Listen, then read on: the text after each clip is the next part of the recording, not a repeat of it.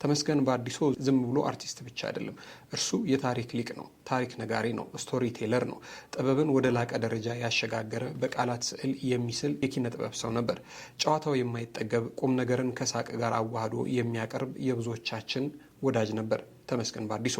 ካንሰር እንደ ጥላ ሲከተለው እሱ ግን በብርታትና በፈገግታ አምላኩን ታምኖ በሃይማኖት ጥላ ስር ሆኖ ህመሙን ሲጋፈጥ ኖሯል። እንደ ፈረንጆቹ አቆጣጠር ባሳለፍነው ጥቅምት 10 ቀን 2025 ላይ ከከባድ ቀዶ ጥገና በኋላ ነቅቶ በሰላም ተመለስኩላችሁ ብሎ ሲናገር መላው የኪነ ጥበብ አፍቃሪ ተአምር ተሰራ፣ ደግሞ ወደ ቀደመ ስራው ሊመለስልን ነው፣ የኪነ ጥበብ ትሩፋቶቹን ልናይለት ልንመለከትለት ነው ብሎ ደስተኛ ያልነበረ ሰው አልነበረም። ተመስገን የሰፈሩ ልጆች ሁሉ በትልቅ ፍቅርና በክብር የሚወዱት ሕፃን አዋቂው የሚያከብረው ትልቅ ሰው ነበር።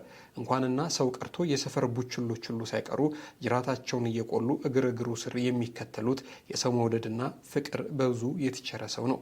ለተቸገረ ደራሽ ነው ተመስገን በአዲሶ።